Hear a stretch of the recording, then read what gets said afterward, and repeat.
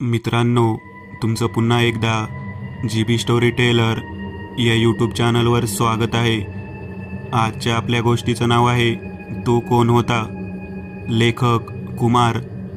पण गोष्ट सुरू करण्याआधी जर कोणी या चॅनलवर पहिल्यांदाच आलेले असाल तर त्यांनी ह्या चॅनलला सबस्क्राईब करायला विसरू नका.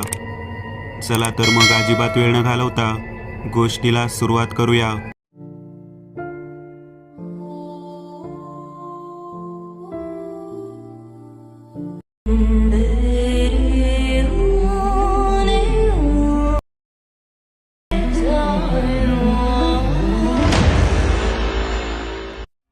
तो कोण होता. मी आणि माझे कुटुंब म्हणजे माझी पत्नी आणि माझा 10 वर्षाचा मुलगा आम्ही सर्व नाशिकला शिफ्ट झालो होतो. आम्ही ज्या इमारतीमध्ये राहायला आलो होतो तिकडे काहीच फ्लॅट विकले गेले होते. इमारत साधारण 10 मजल्याची होती आणि आमचा फ्लॅट सर्वात वरचा टेरेस फ्लॅट होता. आमचे सर्व सामान आधी आम्ही शिफ्ट केले आणि 2 दिवसांनी राहायला आलो. सामान शिफ्ट झाले होते, आता फक्त त्याला जागेवर लावायचे होते. तिकडे टेरेसच्या दिशेने जाणाऱ्या जिन्यावर माझ्या मुलाच्या वयाचा एक मुलगा बसून आमची सर्व हालचाल पाहत होता. माझा मुलगा त्याच्याकडे गेला आणि दोघांची चांगली गट्टी झाली. उन्हाळ्याच्या सुट्ट्या सुरू होत्या, त्यामुळे माझा चिरंजीव म्हणजे संजू आणि त्याचा नवा मित्र अजय यांचे पाय काय घरात टिकत नव्हते. अजय खूप गुणी आणि शांत होता. रोज सकाळी बरोबर 10 वाजता तो आमच्या घरी येत असे आणि मग दोघे टेरेसवर खेळायला जात असत.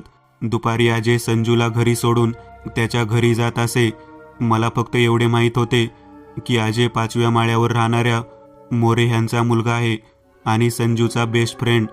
पण 2 दिवस झाले अजय आला नाही, म्हणून मी मोरेकडे चौकशी करायला गेलो तर तिकडे त्याचे घर बंद होते. मला वाटले कुठे बाहेर गेले असतील. कसेबसे संजूची समजूत काढली. त्यानंतर 3 दिवसांनी मी पुन्हा मोरे ह्यांच्याकडे गेलो. दारावरची बेल वाजवली. आतमधून एका माझ्या वयाच्या इसमाने दरवाजा उघडला. माझ्याकडे ते प्रश्नार्थ नजरेने पाहू लागले. ते पण साहजिक होते, कारण मला तिकडे राहायला जाऊन फक्त 10 दिवस झाले होते. नमस्कार, मी सरपोतदार, 10व्या मजल्यावर राहतो. नमस्कार, काय काम काढले? मोरे ह्यांनी विचारले. ते मला अजयला भेटायचे होते.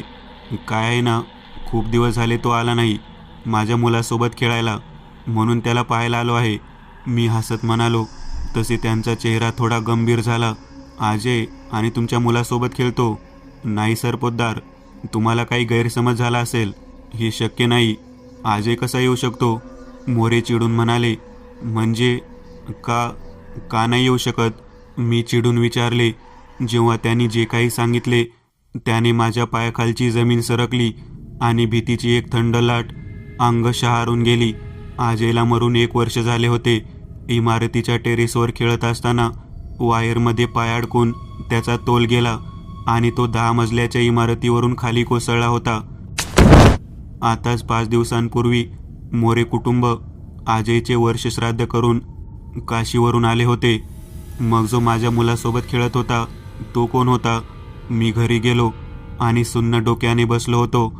तेवढ्यात बेल वाजली आणि मी दरवाजा उघडला तर समोर अजय उभा होता आणि मला म्हणत होता, काकू, संजूला पाठवा ना माझ्यासोबत खेळायला, मी इकडे एकटा आहे. एवढे बोलून अजय हसू लागला. दुसरी कथा. धसका. निलेश एक उमदा तरुण, हुशार, कर्तबगार असा तुम्हाला वाटेल, पण तसे नाही. तो एकदम भित्रा, घाबरट, काहीसा बावळट असा म्हणू शकता तुम्ही. निलेश शरीराने जरा बारीक, त्यामुळे त्याचे वय पटकन ओळखता येत नसे. तसे तो किती वर्षाचा आहे हे मला देखील माहीत नाही, पण गावात तो प्रसिद्ध आहे. त्याला भूत दिसतात या संकल्पनेने. हो, संकल्पनाच, कारण ती फक्त त्यालाच दिसायची आणि फक्त दिसायची नाही तर ती त्याच्या मागे सुद्धा लागायची असे त्याला वाटायचे. तो रात्रीचा कधीच घराबाहेर निघत नसे, पण तो माझा मित्र होता, त्यामुळे मी सोबत असेन तर तो माझ्यासोबत बाहेर पडायला नाही म्हणायचा नाही. आम्ही गावात खूप भटकायचो, हुंडायचो, शेतात जायचो. खरे सांगू, मला निलेशशिवाय दुसरा कोणी मित्र नव्हता, पण त्याला संध्याकाळच्या आधी घरी जायची घाई व्हायची, कारण तेच त्याला भूतं दिसायची. एकदा दुपारी आम्ही गोट्या खेळायला सुरुवात केली आणि खेळत खेळत आम्ही गावाच्या वेशीजवळ जो वड आहे तिकडे पोहोचलो. खेळायच्या नादात आम्हाला वेळेचे भान उरले नाही. सावल्या झुकू लागल्या, लांब होत पसरू लागल्या. सूर्य आता मावळतीकडे कलू लागला होता. तसे अचानक कापरे भरल्यासारखा निलेश ताठ झाला. मला घरी जायचे आहे, मला घरी जायचे आहे, अंधार पडायच्या आत सारखे बोलू लागला. त्याच्या बोलण्यात एक भीती स्पष्ट जाणवत होती. त्याच्या चेहऱ्यावरचा रंग उडाला होता, हातपाय कापू लागले होते आणि घामाने तो पूर्ण भिजला होता. बरेचदा जेव्हा रात्री मी त्याच्या घरी जायचो तर तो अंगणात सुद्धा येत नव्हता, देवघरात बसून असायचा. सुरुवातीला त्याच्या घरच्यांनी देखील त्याची भीती घालवायचा त्याला बाहेर घेऊन जायचा प्रयत्न केला, पण हळूहळू त्यांनी देखील हात टेकले आणि तो वागेल तसे वागू दिले. त्याच्या अशा वागण्यानं कोणाचं काही नुकसान तर होणार नव्हते, पण मला त्याचे वागणे जरा विचित्र वाटत होते. मला मनातून अजून असेच वाटत होते की हे सर्व त्याच्या मनाचे खेळ आहेत, हे भूत वगैरे सब झूठ आहे, खोटे आहे. दिवस सरत गेले आणि आम्ही मोठे झालो. कामासाठी मी शहरात गेलो, पण निलेश गावातच राहिला, त्याच भीतीने ग्रासलेला. शहरात मी एकटा राहायला भाड्याने घेतलेलं घर, कामावरची न संपणारी कसरत, त्यामुळे निघायला उशीर व्हायचा आणि मग लावलेली घरगुती मेससुद्धा बंद होऊन जायची. मग काय, वडापाव जिंदाबाद, कधी पॅटीस असे पदार्थ खाऊन भूक भागवायची. पुरेसे नीट अन्न नाही, त्यामुळे माझे शरीर जरा बारीक झाले होते. मग कधी मध्ये सुट्टी असेल की गावचा मोर्चा ठरलेला आणि तिकडे जे नाही मिळत ते इकडे येऊन खायचे. अगदी मन भरेपर्यंत. गावी आलो की निलेश आणि माझी भेट नक्की होणार हे ठरलेलं. तो गावी आता शेती सांभाळत होता, पण त्याच्या मनात अजून तीच भीती होती. भूतं असतात आणि ती त्याला दिसतात. आधी वाटले की लहान असल्याने असे वागत असेल, पण नाही. तरुणपणात देखील त्याच्यामध्ये काही फरक पडला नव्हता. आजसुद्धा तो अंधारात जायला घाबरत होता, रात्रीचा घराबाहेर पडत नव्हता.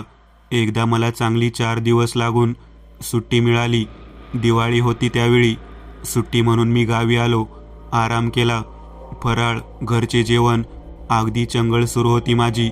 गावातील लहान मुलांसाठी मी फटाके देखील शहरातून घेऊन आलो होतो, अर्थात त्यात मी देखील वाजवणारा होतो. आता दिवाळीसारख्या शुभमुहूर्तावर तरी ह्या गाढवाने बाहेर यायचे की नाही, पण नाही. अमावस्या आहे आणि रात्र आहे म्हणून तो घरात खुशाल बसून राहिला. मला काही त्याचे वागणे पटले नाही.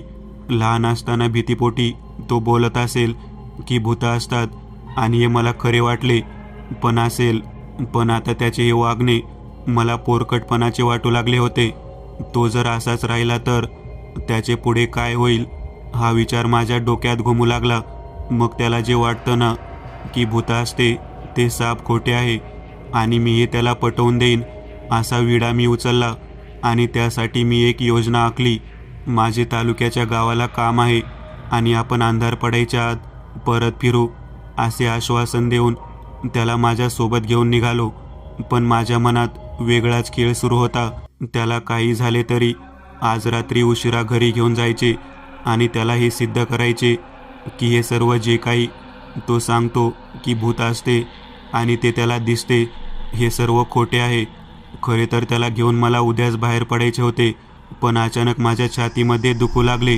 गावातील डॉक्टरकडे गेलो असता त्याने मला काही गोळ्या आणि अपचनाचे औषध लिहून दिले. ठरल्याप्रमाणे मी त्याला तालुक्याच्या गावाला जायचे आहे आणि तिकडे एक काम आहे आणि आपण अंधार पडायच्या आत माघारी फिरू, असे सांगून त्याला घेऊन मी निघालो. बिचारा माझ्यावर विश्वास ठेवून तो देखील निघाला होता. 1-2 कार्यालय मी उगाच फिरलो, पण त्याला दाखवताना खूप महत्त्वाचे काम आहे असे दाखवले. साधारण 12च्या सुमारास आम्ही जेवण केले. खरे तर माझी तब्येत जरा अस्वस्थ होती, माझ्या छातीमध्ये जरा दुखत होते, पण त्याला घेऊन फिरायचे असल्याने मी त्याला असे काही जाणवून दिले नाही. एका मेडिकलमध्ये अजून मी पेनकिलर घेतली आणि एका सिनेमाला जाऊन आम्ही दोघे बसलो. आधी त्याने खूप आडेवेडे घेतले, सिनेमा लवकर संपणार नाही, आपल्याला उशीर होईल वगैरे वगैरे. पण मी त्याला घड्याळ दाखवलं. दुपारचा 1 वाजला होता आणि सिनेमा 2.5 तासाचा होता. म्हणजे जास्तीत जास्त 3:30 आणि त्यानंतर 4ला एक माणूस मला भेटणार आहे. त्याला भेटले की 5ची एस टी पकडून 6पर्यंत घरी.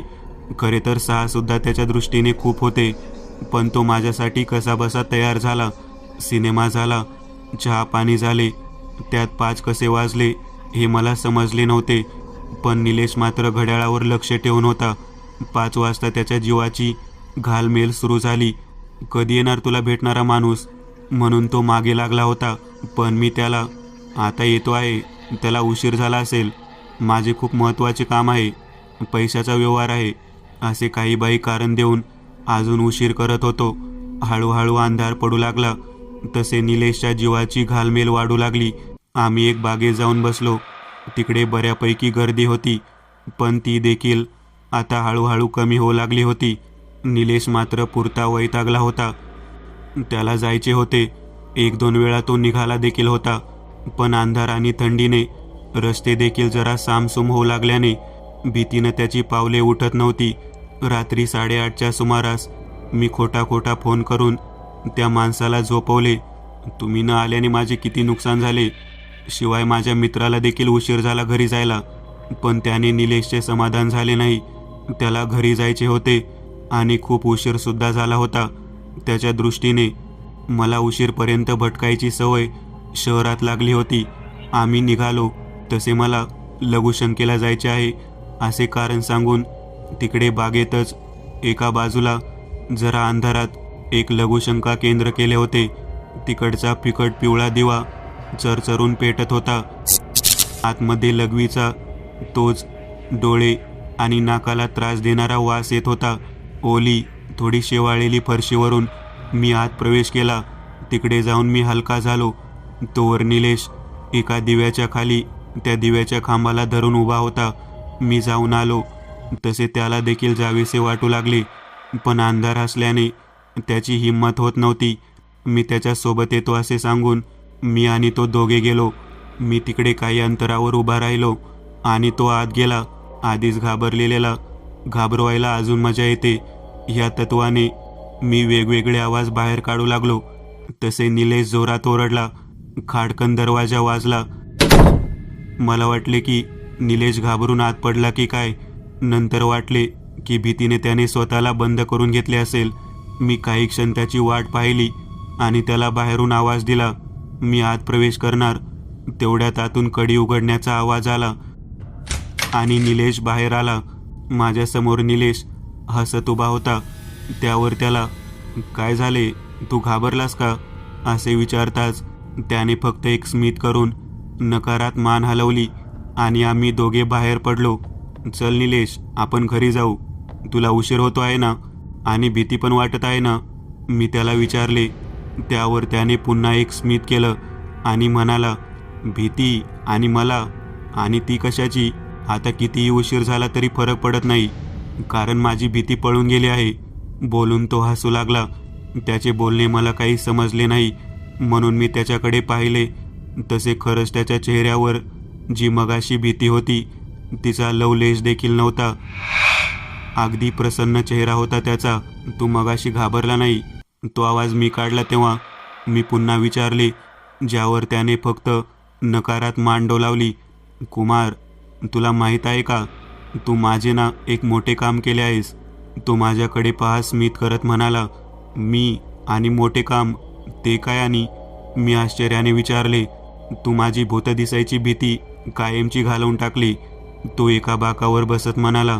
भूत दिसायची भीती आणि ती कशी? नाही म्हणजे माझा हेतू तोच होता, पण काम एवढ्या लवकर होईल असे वाटले नव्हते. मी साशंक होत म्हणालो. एक काम कर, त्या बाथरूममध्ये जा आणि पुन्हा एकदा बघ, त्याने मला सांगितले. पण मला शंका आली. काय आहे तिकडे, असे मी त्याला विचारले. त्यावर तो, स्वतः जाऊन पहा ना, बस एवढंच म्हणाला. काय असेल तिकडे असे, जो हा मला जाऊन पाहायला सांगतो आहे, असे म्हणत मी आत शिरलो. चरचर करत चालणारा दिवा आता अचानक बंद झाला होता. याला पण आताच बंद व्हायचे होते. मनात म्हणून मी एक शिवी त्या दिव्याला पाहून हसडली. पुढे सरकू लागलो तसे माझ्या पायाला काहीतरी नरम असे जाणवले. रस्त्यात काहीतरी अडथळा आहे आणि तो काय आहे हे पाहायला मी मोबाईलमधील विजेरी सुरू केली आणि पाहिले तर ते निलेशचे प्रेत होते, जे रस्त्यात पडले होते. पाठीवर पडल्याने त्याच्या डोक्यात मागे जो हात धुण्याचा नळ होता तो घुसला होता. त्याच्या डोक्यातून वाहणारे रक्त आता पूर्ण फरशीवर पसरले होते. त्याचे डोळे भीतीने मोठे झाले होते. आता मात्र माझी बोबडी वळली. माझे हातपाय भीतीने कापू लागले. तोंडातून शब्द फुटत नव्हते. काय करावे काही समजत नव्हते. बाहेर जो आता आपल्याशी बोलला तो निलेश म्हणजे भूत.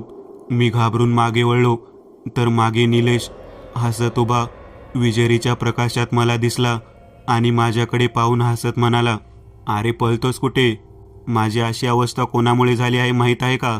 बोलून त्याने आपल्या मानेने त्याच्या प्रेताच्या समोरच्या बाथरूमकडे इशारा केला.